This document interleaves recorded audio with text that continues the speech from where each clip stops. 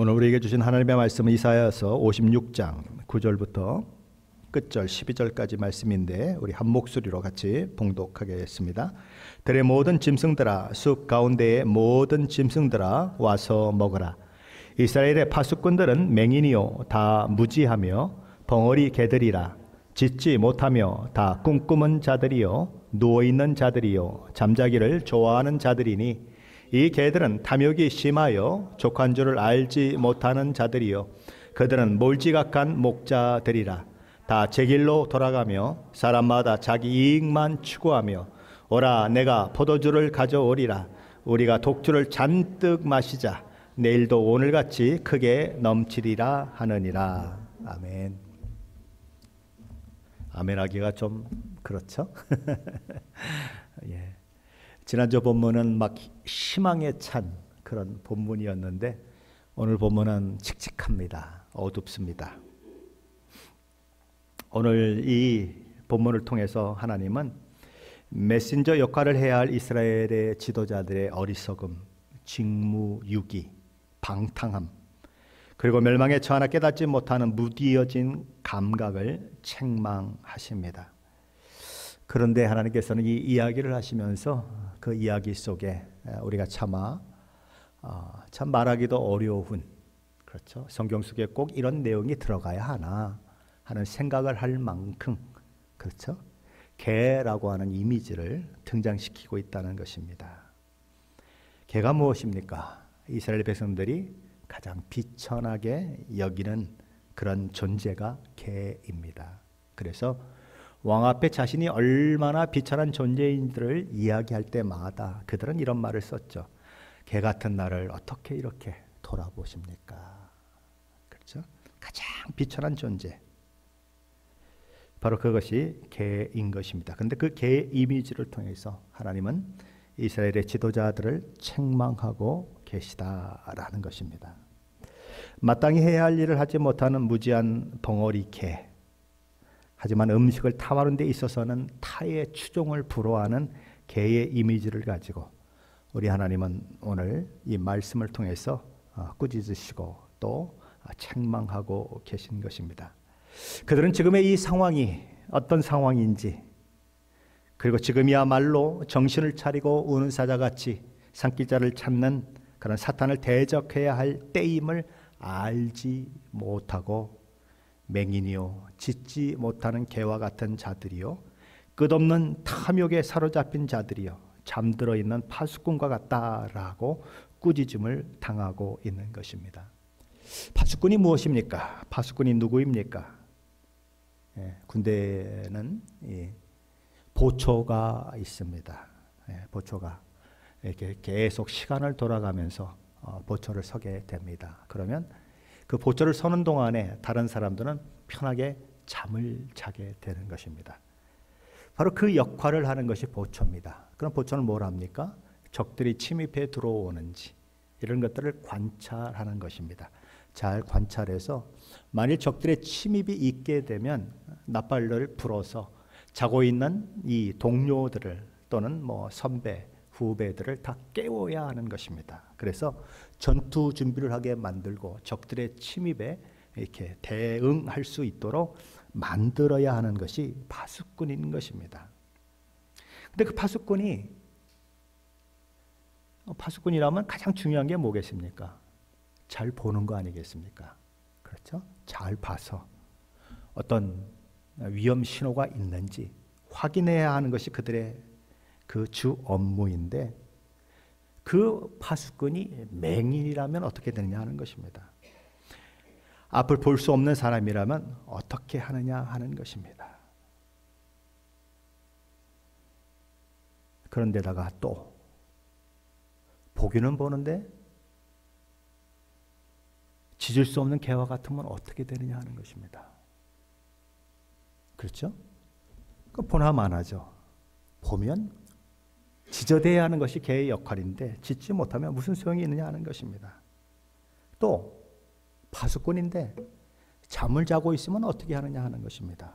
그렇죠? 군대에 보면 잠을 자는 사람들이 꽤 있습니다. 보초 쓰다가. 근데 사실은 전시에서 자면 아주 엄청난 문제가 생기는 것이죠.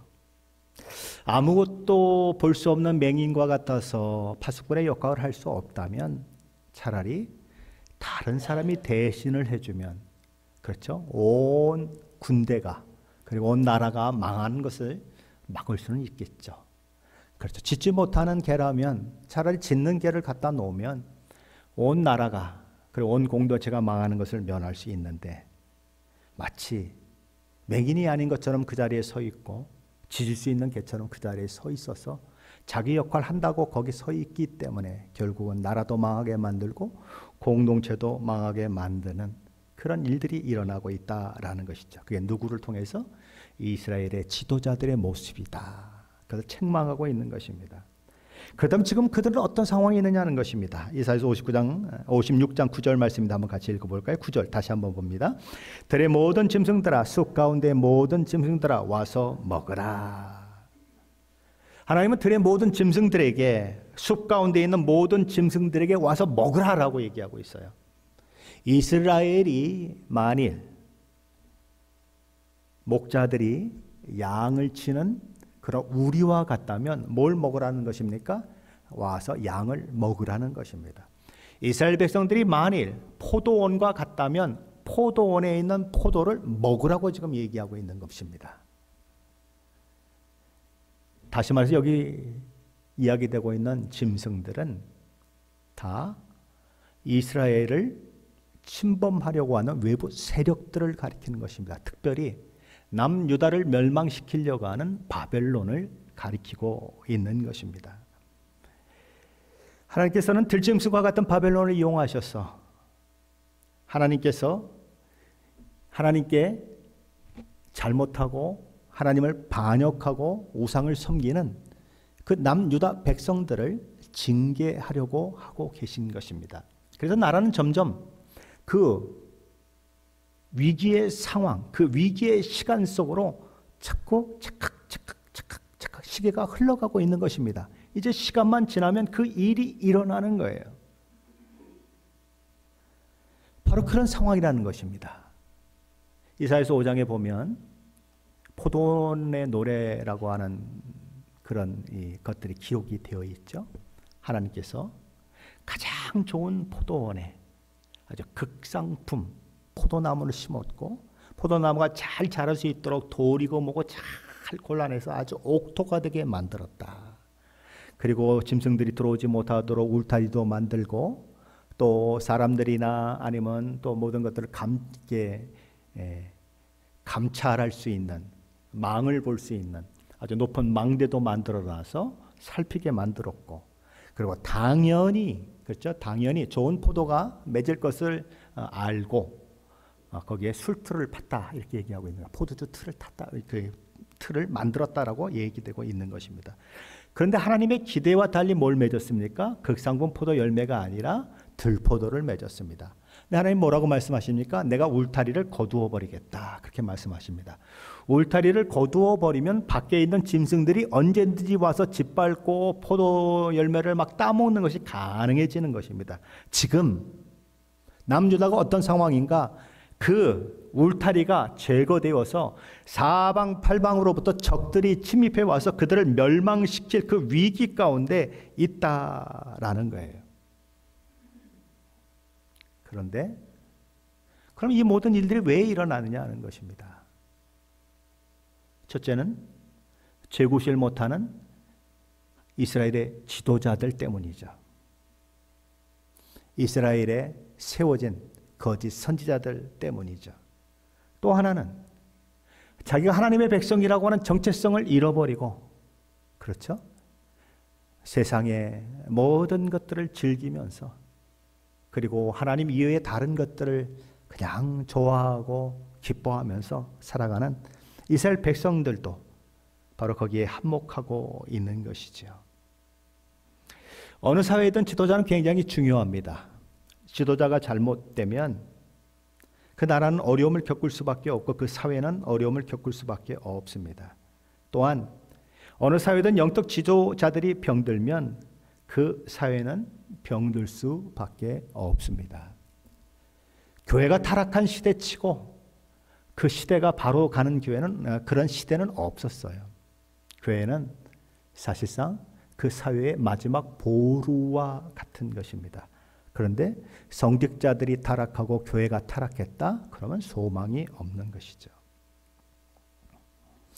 그래서 이런 지도자들, 영적 지도자들의 역할은 아무리 강조해도 지나치지 않은 것입니다. 자, 그러면 이런 이스라엘의 지도자들이, 이런 이스라엘의 영적 지도자들이 지금 울타리가 거쳐지고, 그렇죠? 그 사방에 있는 짐승 같은 그런 이방인들이 밀려 들어와 이스라엘이라고 하는 나라를 다 잡아먹으려고 하고 멸망시키려고 하고 이런 상황을 지금 맞고 있다라고 하는 위기의식을 가졌다면 그들은 뭘 하겠습니까? 뭘 하겠습니까? 위기의식을 가졌다면 요시야가 하나님 앞에 했듯이, 그렇죠? 회개를 촉구하고 이스라엘의 신앙 부흥을 위해서 노력하고 그런 일들을 해야 마땅한 것이죠. 그 영적 지도자들은 뭘 해야 합니까? 심판을 경고해야죠. 회개하라고 촉구해야죠. 하나님의 심판이 이미 너희에게 임하고 있다고, 그렇죠? 하나님의 심판의 도끼가 이미 나무 뿌리에 놓여 있다고 경고하고 외쳐야 하죠. 하지만 외치는 자가 없었다는 거예요. 그렇게 경고하는 자가 없었다는 것입니다. 이유가 무엇입니까? 그것이 오늘 저와 여러분이 읽었던 10절로 12절 말씀입니다. 우리 다시 한번 읽어볼까요? 10절로 12절입니다. 이스라엘의 파수꾼들은 맹인이요 다 무지하며 벙어리 개들이라. 짖지 못하며 다 꿈꾸는 자들이요 누워있는 자들이요 잠자기를 좋아하는 자들이니 이 개들은 탐욕이 심하여 족한 줄을 알지 못하는 자들이요 그들은 물지각한 목자들이라. 다 제 길로 돌아가며 사람마다 자기 이익만 추구하며 오라 내가 포도주를 가져오리라. 우리가 독주를 잔뜩 마시자. 내일도 오늘같이 또 크게 넘치리라 하느니라. 아멘. 이스라엘의 파수꾼으로 세워진 지도자들, 그리고 영적 지도자들의 현재 모습이 어떻다고 우리 하나님 말씀하십니까?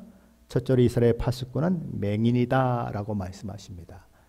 적의 침입을 미리 보고 경고해야 할 파수꾼이 앞을 볼 수 없는 맹인이라고 하면 공동체에 있어서 이보다 치명적인 그런 일은 없을 것입니다. 파수꾼이 맹인이라고 하는 것은 파수꾼이 없는 것과 똑같은 상황이 만들어지기 때문이죠. 성경에서 파수꾼은 보통 선지자들을 비유적으로 일컫는 단어입니다. 그들이 누구입니까? 누구보다도 미래를 내다보고 예언해야 하는 하나님의 선지자들입니다. 그런데 그들이 눈이 멀어서 앞을 볼 수 없다면 그들의 책임하에 있는 공동체의 운명은 보나마나인 것입니다. 결과가 어떨지 너무나 뻔한 것입니다. 남유다의 선지자로 활동했던 예레미야 선지자는 남유다가 바벨론에 망할 것이라고 외쳤어요. 그것이 하나님의 뜻이니 바벨론에게 대항하지 말고 그리고 순순히 항복하라고 외쳤습니다. 그런데 아무도 그런 예레미야 선지자의 그런 이야기를 좋아하지 않았어요. 왜냐하면 그것은 그들이 원하는 소망과는 정반대의 이야기였기 때문에 그래요. 그들이 원하는 것이 무엇입니까? 아무 문제 없다. 이대로 살아도 된다. 모든 것이 잘 되고 있다. 전쟁? 그런 건 없다. 포로로 잡혀가는 것? 그런 것도 없다. 나라 망하는 일도 없다. 이것이 사람들이 원하는 메시지예요. 하나님은 여러분을 복 주시기를 원하십니다. 여러분이 누구십니까? 하나님의 자녀된 사람들이 아닙니까? 그러니까 여러분이 뭘 하든지 다 복을 받을 겁니다. 아멘 하십시오. 그러면 그냥 막 아멘 그러죠. 뭐 틀린 거 있은 것 같아요? 어때요? 여러분 어떠세요? 제가 말한 게 좀 틀린 게 있는 것 같아요? 네. 아니면 틀린 것 같아요? 하나님이 하나님의 자녀를 얼마나 사랑하시는데 자기 아들을 십자가에 못 박기까지 사랑하셨는데 여러분을 고통스럽게 하시겠습니까? 하나님이 복을 줘도 그냥 하늘을 열어서 매일 복을 주시기를 기뻐하시고 여러분이 건강하기를 기뻐하시고 여러분이 질병이 있기를 원하시겠습니까? 그러면서 막 설교하면 막 사람들이 아멘 우리 목사님 최고 그러고 막 그러죠. 여러분 안 그럴 모양인데 그렇죠. 그런데 여러분처럼 살면 다 망합니다. 여러분 그렇게 살면 큰일 납니다. 하나님이 심판하십니다. 하나님 얼마나 무서운 분인지 모르십니까? 이러고 설교하면 여러분의 얼굴이 푸락푸락하고 원하는 은혜가 하나도 안 돼. 그러고 갈 수 있다는 거예요. 예레미야 시대에 이스라엘 백성들의 모습이 그랬다는 것입니다. 그래서 거짓 선지자들이 나타나서 이야기하는 것입니다. 평강하다, 평강하다. 여기 예루살em 성이 있는데, 그리고 거기에 예루살렘 성전이 있는데, 그 성전에 하나님이 임재해 계시는데 어떻게 감히 하나님이 임재해 계시는 그 성전에 이방인들이 들어올 수가 있어? 너희 한번 생각을 해봐. 아론의 아들 나답과 아비후가 다른 불을 들이다가 꽥 하고 죽었지 않냐? 근데 어떻게 이방인들이 감히 하나님의 성전에 들어올 수 있고 하나님의 성전을 무너뜨릴 수가 있겠어? 말도 안 되는 소리 하지 마라. 그건 다 거짓말이야. 그러니까 누가 이깁니까? 예레미야는 이길 수가 없는 거예요. 사람들의 마음이 다 거짓 선지자들의 마음에 가 있으니까. 그래서 거짓 선지자들은 계속 평강하다, 평강하다 하는데 실제 평강은 없는데 평강하다 속는다는 것입니다. 그래서 남유다가 결국은 망하게 되는 것이죠. 그리고 이 예레미야는 망한다는 이야기를 했다는 이유로 마치 바벨론의 간첩과 같은 역할을 했다는 이유로, 그렇죠? 이래저래 치이고 감옥에 gat히고 어떨 때는 매를 맞고, 그리고 어떨 때는 웅덩이에 던져지고, 어떨 때는 이 목에다가 나무로 된 이 고랑을, 이렇게 나무로 된 고랑을 채워가지고 성전 그 베냐민 그 문이라고 하는 거기에다가 하룻밤새 그냥 묶어놓고, 그래서 꼼짝을 못하게 만들고 화장실도 못 가게 만들고 그런 적이 있단 말이죠. 남유다가 망하고 성전은 파괴되고 온갖 수모를 당하는 그 현실 속에서 예레미야 선지자는 예레미야가 2장 14절에서 이런 말씀을 합니다. 내 선지자들이 내게 대하여 헛되고 어리석은 묵시를 보았으므로 내 죄악을 드러내어서 내가 사로잡힌 것을 돌이키지 못하였도다. 그들이 거짓 경고와 미혹하게 할 것만 보았도다. 현대의 성경으로 다시 읽어보면 이렇습니다. 내 예언자들은 도대체 어떤 자들이더냐? 거짓 외에 너희에게 더 말한 것 있더냐? 너희가 지은 죄는 하나도 드러내 보이지 않은 채 너희에게 거짓만 가르친 것밖에 무엇이 더 있더냐? 도무지 회개할 것 하나 없다고, 도무지 돌이킬 것 하나 없다고 그렇게 너희를 속이지 않더냐? 죄는 하나도 드러내지 않고, 그렇죠? 죄를 드러내지 않으니까 회개하라고 하는 말도 할 필요가 없고, 돌이키라고 하는 말도 할 필요가 없고, 그렇게 속이지 않았느냐? 그런데 속인 결과는 나라가 망하고, 그렇죠? 성전은 불에 타 없어지고, 성전에 있는 모든 기구들은 바벨론으로 다 옮겨지고, 사람들은 포로로 잡혀 바벨론으로 가는 그 일들이 일어나지 않았느냐 하는 것입니다. 이런 일이 일어나는 것은 어떤 특정 시대에만 일어나는 문제가 아닙니다. 과거에도 있었고 현재에도 있었고 미래에도 있는 일인 것입니다. 열왕기상 22장에 보면 북이스라엘 왕 아합과 그와 사돈 관계를 맺은 남유다의 왕 이 여호사밧에 대한 이야기가 나와요. 야, 우리가 아람을 치려고 하는데 당신도 같이 가겠습니까? 라고 아합이 얘기하죠. 그랬더니 이 여호사밧이 우리 그러지 말고 우리 선지자들에게 한번 물어보십시다. 그렇게 얘기합니다. 그랬더니 시드기야와 수많은 선지자들이 함께 모여서 막 이야기합니다. 길랏 나못으로 올라가 승리를 얻으소서. 여호와께서 그 성읍을 왕의 손에 넘기시리이다. 어떻게 하라고요? 올라가서 싸우면 승리하실 것입니다. 그 성읍을 취하게 될 것입니다. 라고 얘기하는 거예요. 지금 하나님은 뭘 계획하고 계신데요? 악한 아합을 징계하시기 위해서 어떻게든지 아합을 이 전쟁터에 나가게 해서 죽게 만들려고 하나님이 계획하고 계신데, 거짓 선지자들은 뭐라고 얘기한다고요? 나가서 싸우십시오. 승리할 것입니다. 이길 것입니다. 성읍을 빼앗을 것입니다. 라고 얘기하고 있다는 거예요. 가면은 죽어요. 가면은 바로 사망이에요. 그런데 거짓 선지자들은 뭐라고 얘기합니까? 승리할 것이라고 얘기하는 거예요. 맹인된 선지자들의 특징이다라는 것이죠. 하지만 하나님의 일하심을 볼 수 있었던 미가야 선지자는 이 일이 아합을 죽이려는 하나님의 계획 가운데 일어난 일임을 알고는 거짓말하는 영들이, 그렇죠? 이 거짓 선지자들에게 임해서 저런 이야기를 하는 것이라고 얘기하는 거예요. 그럼에도 불구하고 아합은 전쟁터에 나아가는 것입니다. 근데 조금 찜찜하죠. 그래서 왕복을 벗어 던져버리고 일반 병사처럼 그렇게 행세를 하고는 나아가는 것입니다. 근데 화를 진짜 못 쏘는 어떤 친구가 하나 있었어요. 저 적군에. 걔가 이 활을 쏘면 한 번도 맞힌 적이 없는 애예요. 그냥 아무나 맞아라고 쐈는데 그냥 정콕으로 이 옷깃 그 사이를 쏴버렸어요. 갑옷이었으면 안 뚫어졌을 텐데 어떻게 그 사이를 쐈는지. 와, 양궁에서 아마 금메달감, 그렇죠? 한 번도 그래 본 적이 없는 애가 그렇게 맞아서 결국은 아합이 죽는 것입니다. 이게 거짓 선지자들과 참 선지자들의 차이점이라는 것입니다. 거짓 선지자는 자꾸 속이는 것입니다. 그런데 속으면 멸망의 길을 가는 것입니다.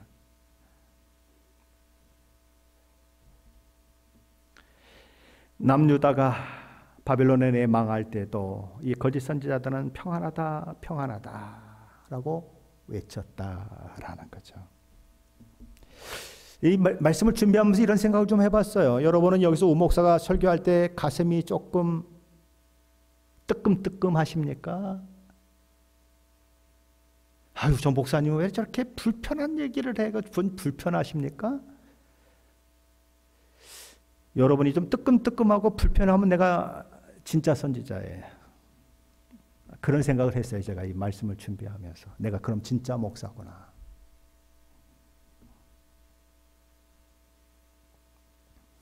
둘째로 하나님께서는 이스라엘 파수꾼들이 무지한 자들이다라고 얘기합니다. 알지 못하는 자들이다. 알지 못하면서도 그렇죠. 선포한다고 하는 것만큼 무서운 것은 없는 것이죠. 그들은 자신들이 사명의 핵심적인 성격을 이해하지 못합니다. 그들은 시대의 절망적인 상황도 알지 못합니다. 그들은 백성들의 악한 본성도 알지 못합니다. 하나님이 세상을 어떻게 끝내시려고 하는지 전혀 눈치채지 못합니다. 그러면서도 외치는 것입니다. 나는 선지자다라는 거죠. 셋째로 하나님께서는 이스라엘의 파수꾼들은 벙어리 개들이다라고 말씀합니다. 벙어리 개라서 짖을 수 없는 개들이다라고 말씀하십니다. 개의 역할은 뭐죠? 요즘은 개를 아예 짖지 못하도록 성대 수술하는 경우도 있더라고요. 그건 애완견이에요. 그러나 집을 지키는 개는 성대 수술하면 안 되는 거죠. 그렇죠? 도둑이 들어오면 어떻게 됩니까? 그냥 이빨을 드러내고 으르릉 거려야 하고 막 짖어대야 하는 것입니다. 그래서 안에서 잠을 자고 있는 주인에게 경고를 해서 깨어나게 만들고 도둑이 들어오지 못하도록 방어하는 역할을 하게 하는 것이 누가 하는 거예요? 개가 하는 역할이에요. 근데 벙어리 개라면 그럴 수가 없는 것입니다. 짖을 수가 없어요. 으르렁거릴 수도 없어요. 그러니까 어떻게 합니까? 도둑이 들어가도 그냥 보고 있는 거죠. 그러면 누가 손해봅니까? 주인이 손해보는 것입니다. 도둑이 오는지도 모르는데 도둑이 들어와가지고 돈 내놔 그러고 목에다 칼 들여대고 다 그냥 재산 다 가져가 버리는 것. 벙어리 개 때문에 일어나는 일들인 것입니다. 그런데 이스라엘의 파수꾼들이 벙어리 개 같았다라는 것입니다. 백성들의 눈치만 살살 살피는, 왕들의 눈치를 살살 살피면서 혹시라도 왕의 심기를 거스렸다가는 어떤 불이익을 당할까 두려워하는 마음을 가지고 하지 못하는, 침묵하는 그런 모습들,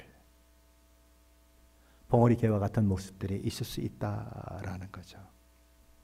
실제로 전에 내려오는 그런 이야기에 의하면 이사야 선지자는, 이 본문을 쓴 이사야 선지자는 나무 토막을 잘라내듯이 몸이 동강동강 칼에, 이 톱에 잘라져서 죽었습니다. 예레미야가 당한 상황은 아까 말씀드렸잖아요. 그렇죠. 사바사바하고 듣기 좋은 말 하면 출세하고 돈 벌고 고난 안 당해도 되는데 반대 얘기를 하고 하나님의 말씀을 하면 고난이 오고 죽음이 온다고 하면 사실 하나님의 말씀 그대로를 전하는 것이 쉽지 않은 것입니다. 그래서 겁을 먹게 되고 두려워하게 되고 입을 다물어 버리는 일들이 있게 되는 거죠. 그래서 오늘날도 마찬가지예요. 목사도 성도들의 눈치를 살살 볼 수 있다는 것입니다. 그래서 성경이 말씀하는 바와 다르게 설교할 수 있다라는 거죠. 말씀대로 살지 않으면 여러분 쥐어 터집니다. 하나님이 저주가 임합니다라고 말하지 못하고 그저 위로의 말만 전하고 뭐든지 잘 된다고만 전하고 하나님 말씀 하나 읽어놓고는 이해와 저해와 다 들어놓고는 마지막은 세상의 도덕적인 말로 딱 끝내버려서 여러분 이렇게 사셔야 합니다. 멋지게 사십시오. 그러고 끝내버리면 그렇죠. 누가 뭐라 그러겠습니까? 누가 왜 나를 치는 설교를 하느냐고 얘기하겠습니까? 그렇죠? 마지막 시대의 특징은 이런 짖지 못하는 개 같은 목사들과 짖지 말라고 무언의 압력을 넣은 성도들이 한 통속이 된다는 것입니다. 디모데후서 4장 3절 4절이죠. 때가 이르리니 사람이 바른 교훈을 받지 아니하며 귀가 가려워서 자기의 사욕을 따를 스승을 많이 두고 또 그 귀를 진리에서 돌이켜 허탄한 이야기를 따르리라. 현대 성경을 다시 한번 읽어볼게요. 사람들이 진리를 들으려 하기보다는 오직 자신의 비위에 맞는 말을 하는 교사들을 찾아다니는 때가 올 것입니다. 그들은 성경이 가르치는 것을 들으려 하지 않고 잘못된 길로 인도하는 사상의 꼬리를 살랑살랑 흔들며 따라갑니다. 요즘은 교회를 쇼핑하는 시대예요. 영어로 하면 샤핑하는 시대입니다. 교회를 요새는 샤핑합니다. 가서 자기가 원하는 설교를 하는 목사에게 그렇죠. 그 교회를 다니고 싶어하는 것이 요즘 교회예요. 오래간만에 한번 이 교회가 어떤가 하고 왔는데 우목사가 여기서 계속 그냥 야단치는 얘기하고 그러면 그 다음 주 안 오는 거죠. 왜요? 그거는 싫거든요. 안 오는 것입니다. 잘 됩니다. 모든 것이 뭐 아무 문제 없습니다. 그렇게 얘기하고 죄에 대해서도 얘기하지 않고 지옥도 얘기하지 않고 그저 그냥 행복과 복 받는 얘기만 계속 얘기하면 사람은 미어 터지는 것입니다.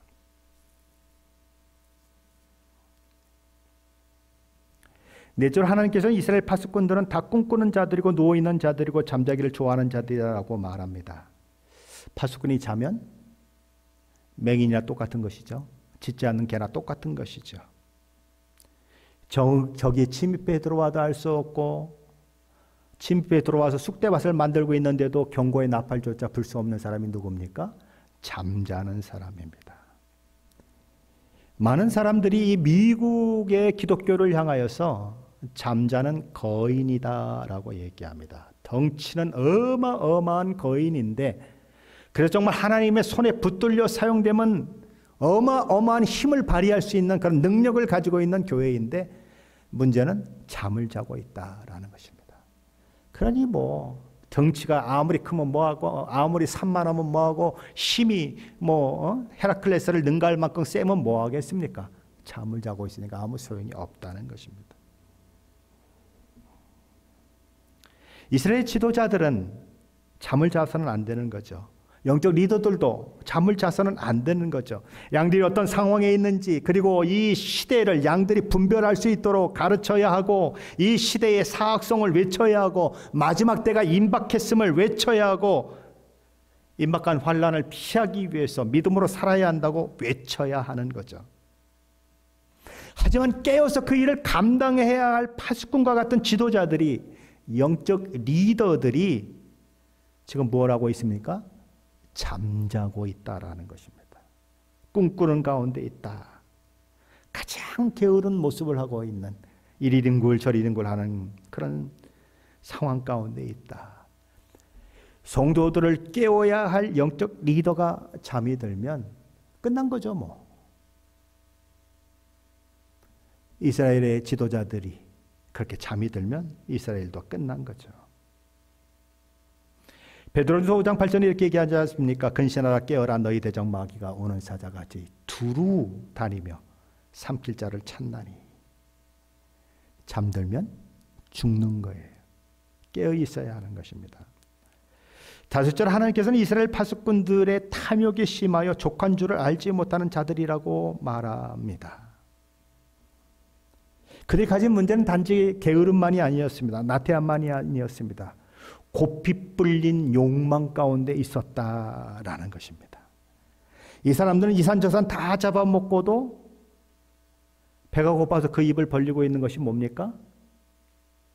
수수께끼인데 아궁이. 아궁이의 입을 가진 사람들입니다. 욕망의 노예가 된 사람들입니다. 무슨 일을 해야 하는지 알지 못하고 잠들어 있는 것도 큰일인데 거기다 더해서 족한 줄을 알지 못하는 탐욕으로 불타고 있다라는 것이죠. 그래서 탐욕의 마음을 가지고 이스라엘 지도자들은 백성들을 다스리게 되다 보니까 뇌물, 기부미 뇌물, 오케이, 그죠? 엉터리 영어지만 그런다는 겁니다. 그리고 그냥 백성들의 고열을 쥐어짜서 어떻게든지 세금을 더 거두려고 만들고, 그리고 억울하게 만드는 사람 수도 없이 많아지고 그런다는 것이죠. 현대인의 모습도 어떻습니까? 탐욕에 물든 것이 현대인의 모습 아닐까요? 조금만 더. 이게 우리 현대인들이 추구하는 모습 아닐까요? 그만큼 있으면 살만한데도 욕심을 부리고, 그렇죠? 쓸 줄 모르는 사람들 참 많이 있는 것입니다. 희한하죠? 콩 반쪽 있는 사람은 그거 반쪽 잘라가지고 상대방하고 나눠 먹는데 콩이 한 가마에 있는 사람은 안 나눠 먹어요. 참 희한하죠? 돈 많은 사람들이 더 인색하더라고요. 희한해요. 참 그거 보면 희한해요. 여섯째로 하나님께서는 이스라엘 파수꾼들을 몰지각한 목자라고 말합니다. 목자는 양을 치는 사람입니다. 양들을 푸른 초장과 실만한 물가로 인도해서 양들로 풍성한 삶을 누리게 만들고 해야 할 책임이 있는 자들이 목자입니다. 그러니까 양의 복지는 누구에게 달려 있습니까? 목자에게 달려 있습니다. 하나님께서 사울에 이어서 다윗을 왕으로 세우실 때에 이 다윗이 헤브론에서 7년 동안 왕이 되고, 그리고 이제 전 지역의 왕이 될 때에, 그때에 이 전 지역에 있는 지파들이 이 다윗을 찾아와서 이런 얘기를 합니다. 사무엘하 5장 2절이죠. 여호와께서도 왕에게 말씀하시기를 내가 내 백성 이스라엘의 목자가 되며 내가 이스라엘의 주권자가 되리라 하셨나이다. 그러니 하나님이 그렇게 말씀하셨으니 당신 우리의 목자가 되고 우리의 주권자가 돼 주십시오 라고 이야기해서 이제 남북을 통일한 그런 왕이 되는 것입니다. 자, 다윗은 이스라엘의 목자요 주권자로 세워진 그런 사람인 것입니다. 다윗은 그것을 잘 기억하고 있었습니다. 그래서 이스라엘의 주권자요 목자로 자신을 하나님이 부르셨다고 하는 것을 기억하면서 그가 왕으로서 통치를 하게 돼서 그의 나라의 특징이 어떤 특징을 가지고 있었는가? 공의와 정의를 행하는 그런 왕의 특징을 가지고 있었다라는 거죠. 공의와 정의를 행한다는 게 무엇입니까? 억울한 자가 없다는 것입니다. 돈 많다고 예외되고 돈이 없다고 예외가 안 되고, 그렇죠? 뭐 유전, 무죄 이런 거 없다라는 거예요. 그게 정의와 공의로 다스리는 그런 사회라는 것입니다. 그게 어느 시대에 있었는가? 다윗이 다스렸을 때 있었다라는 것입니다. 그래서 다윗이 다스리고 있을 때 이스라엘은 최고의 신앙의 모습을 가졌어요. 하나님을 정말 뜨겁게 사랑하는 자들로 넘쳐났습니다. 그래서 다윗은 표준과 같은 사람이 돼서 신앙의 표준. 그래서 다 누구와 비교를 합니까? 다윗과 같았더라 그러면 엄청나게 신앙이 좋은 왕이고, 다윗과 달랐더라 그러면 신앙이 좋지 않은 왕으로, 그렇게 아주 표준처럼 사용되는 왕이 다윗이었습니다. 그런 목자로서 자기 양들을 잘 케어할 수 있는 그런 왕이었습니다. 하지만 똑같이 주권자로 목자로 부름받았던 수많은 왕들이 있었습니다. 그러나 그들은 다윗처럼 하지 못하는 것입니다. 이방신을 섬기고 우상 숭배를 하게 만들고 온갖 불의와 악이 판을 치는 그런 나라를 만들어서 결국은 나라를 결단내버리는 왕들이 수도 없이 나타나는데, 특별히 북이스라엘은 대부분이 다 그런 거예요. 그래서 한 나라의 영적 리더도 굉장히 중요한 것이고 지도자의 역할은 아무리 강조해도 지나치지 않은 것입니다. 자신이 누구이며 무엇을 위해 부름받았는지를 놓치면 큰일 나는 것이죠. 그렇게 되면 하나님이 원하시는 길이 아니라 자기의 유익과 자기의 뜻과 의지에 따라 움직이게 되고 공동체는 결국 하나님의 뜻과 어울리지 않는 공동체로 그렇게 나아갈 수밖에 없게 되는 것입니다.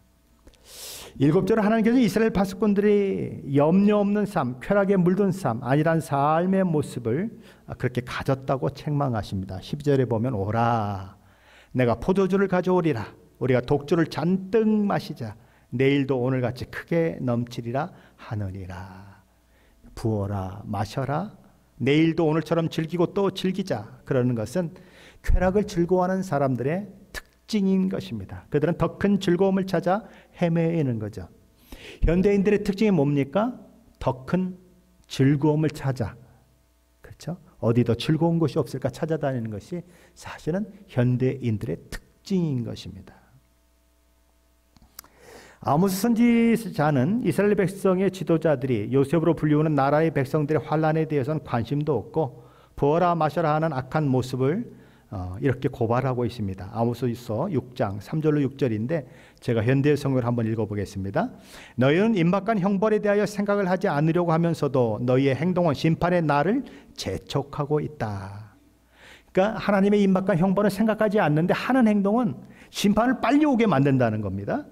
너희는 호화로운 방에서 상하 침대에 누워 자고 지극히 연한 양고기와 최상급의 송아지 고기를 먹고 산다. 너희는 빗바소리에 맞추어 음탕한 노래를 흥얼대면서 다윗왕만큼이나 위대한 음악가들이 된 것으로 착각을 하고 있다. 너희는 몇 통씩 술을 마시고 세계에서 가장 비싼 향수와 화장품을 구해다가 몸에 바르면서도 나라가 망하고 빈민들이 굶는 것은 전혀 신경을 쓰지 않고 있다.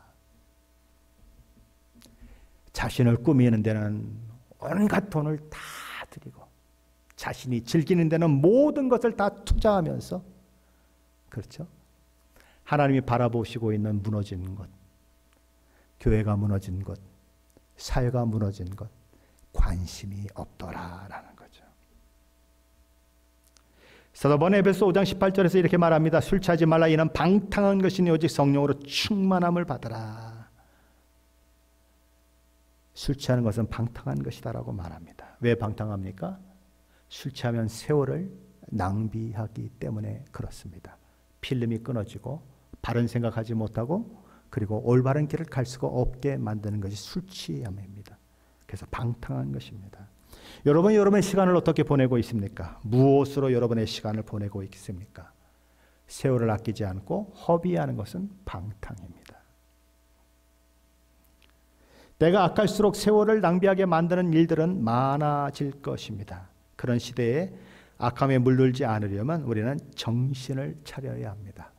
잠언 31장에서 루무엘의 왕의 어머니는 아들 루무엘에게 이런 교훈을 합니다. 잠언 31장 4절로 5절이죠. 루무엘아, 포도주를 마시는 것이 왕들에게 마땅하지 아니하고 왕들에게 마땅하지 아니하며 독주를 찾는 것이 주권자들에게 마땅하지 않도다.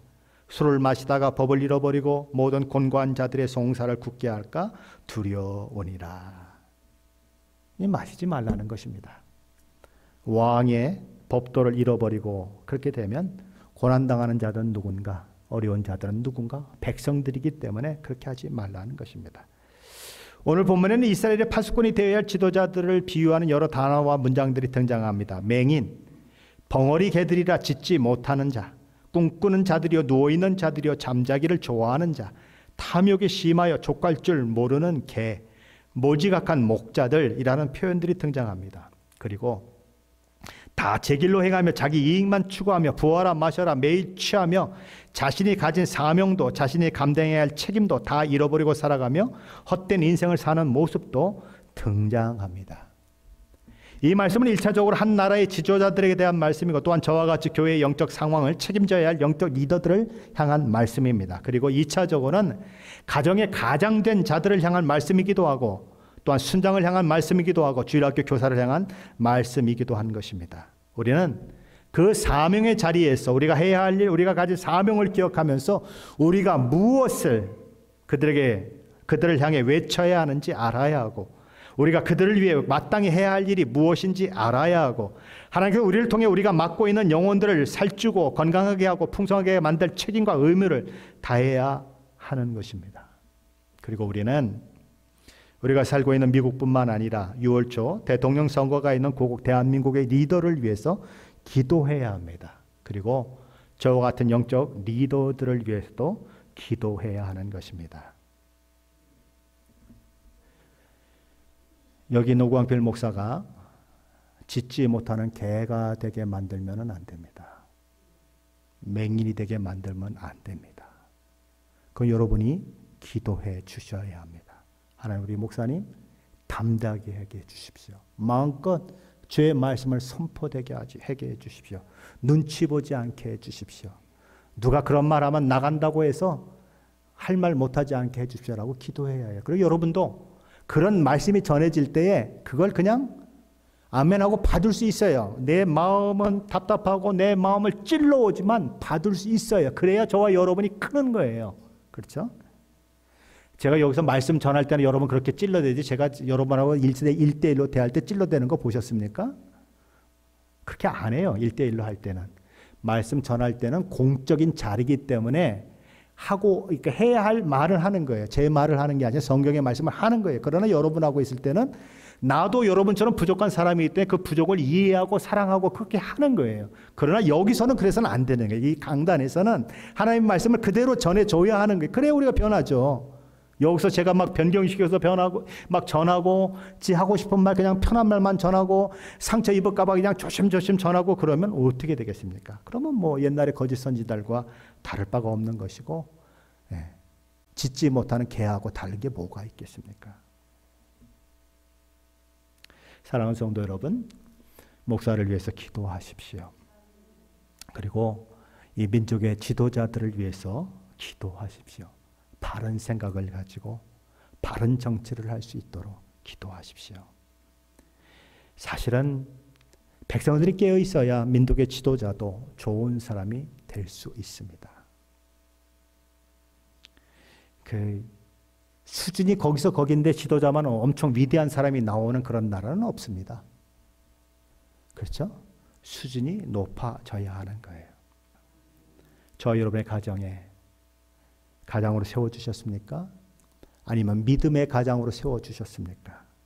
순모임의 순장이 되어 계십니까? 주일학교의 교사이십니까? 그 책임의 자리에서 어떤 자가 되어야 하는가 한번 깊이 생각을 하시며 그 모든 것들을 하나하나 하나님의 말씀에 기초해서 나를 만들어가고 나의 모습 속에서 하나님이 원하시는 리더십의 모습이 드러날 수 있도록 그렇게 함으로써 저 여러분이 섬기는 공동체의 모든 부서들이 아름답게 세워지는 귀한 일들이 있으시기를 예수 그리스도 이름으로 간절히 축원합니다.